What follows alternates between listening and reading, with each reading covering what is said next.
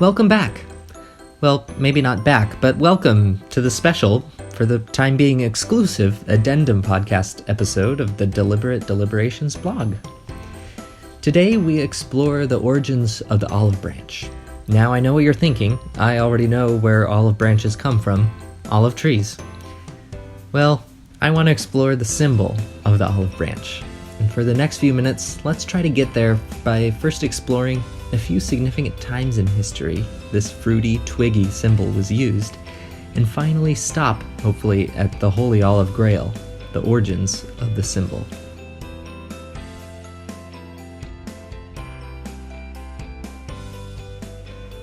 Let's start here in 2019, where the olive branch is alive and well in standard American usage. Here's a headline from the New York Times in September. China lifts tariffs on some U.S. goods as modest olive branch. So in the midst of this trade war, the term olive branch is used to mean an act of peace. And not to get too personal, but also in 2019 is my current relationship with my friend Aaron. Now let me tell you, Aaron and I like to debate about lots of different things. Civically and politely, of course. It can get a little heated. We like to joke that one of us will do the brave thing of extending an olive branch to the other, which for us means one of us admitting that the other person has a good point. So currently, the olive branch is used to refer to both international trade wars and, at the very least, interpersonal wars that break out. A message that, hey, I'm willing to give peace a try. Okay, so rewind to right before the American Revolution. Tensions are at an all-time high with Britain. The first few conflicts have already happened, and war is, looking to be a pretty serious possibility. What does the Second Continental Congress do? Well, they draft the famous Olive Branch Petition of 1775. It was a plea of peace from the colonists. Many of the delegates writing it did not want war. And if you read it, the language is clearly far from hostile. Take a listen to how this petition begins. We, your majesty's faithful subjects of the colonies, and they list all the colonies, who have deputed us to represent them in General Congress, entreat your majesty's gracious attention to this humble petition. Needless to say, King George rejected this bid for peace.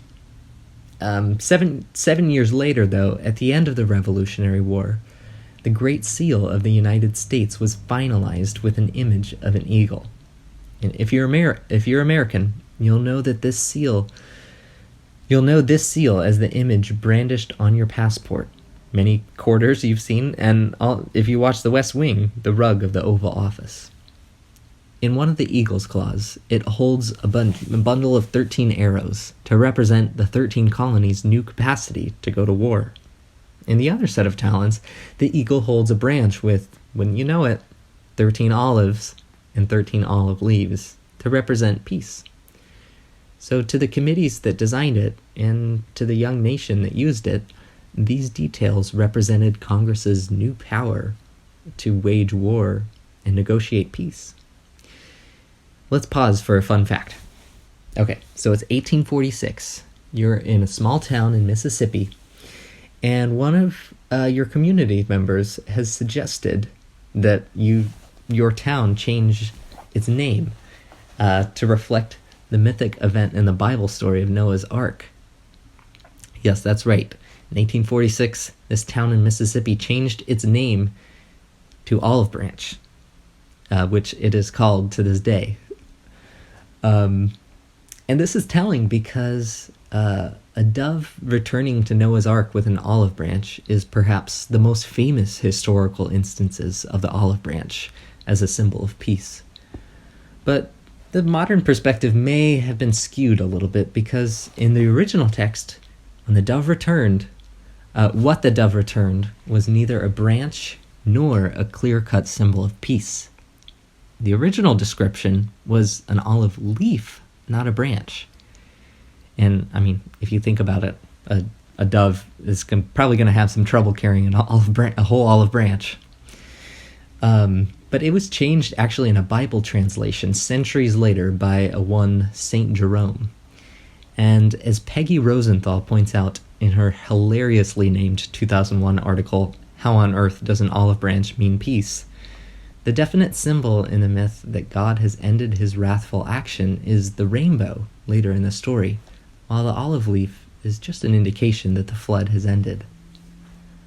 With all of this in mind, let's finally turn to the task of identifying the origins of this symbol. So more than 2,000 years ago in Rome, the poet Virgil described in his piece Aeneid how a figure holds an olive branch in his hand as he professes the Trojans' peace. Even more ancient, a Greek myth details how the god Athena won ownership of the city of Athens by planting an olive tree in its location. Rosenthal's best theory is that the symbol comes from the Olympic Games, where olive wreaths were used to adorn the heads of winners. Her reasoning was that the olive didn't carry much meaning a few centuries earlier, when Homer was a thing. And that's kind of all we got. Seriously, this far back, there is more and more conjecture, reasoning, and guesswork than there are solid answers. That might just be what you get when you go this far back in history. And that's a valuable lesson.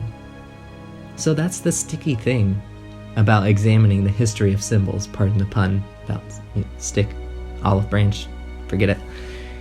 We can look at how they have been used within the historical data available to us. But rarely do symbols have a clear-cut origin. They're not invented by a single figure the way vaccines are. And if they are, they're lost to time. The real history is how a symbol is used and changes across time.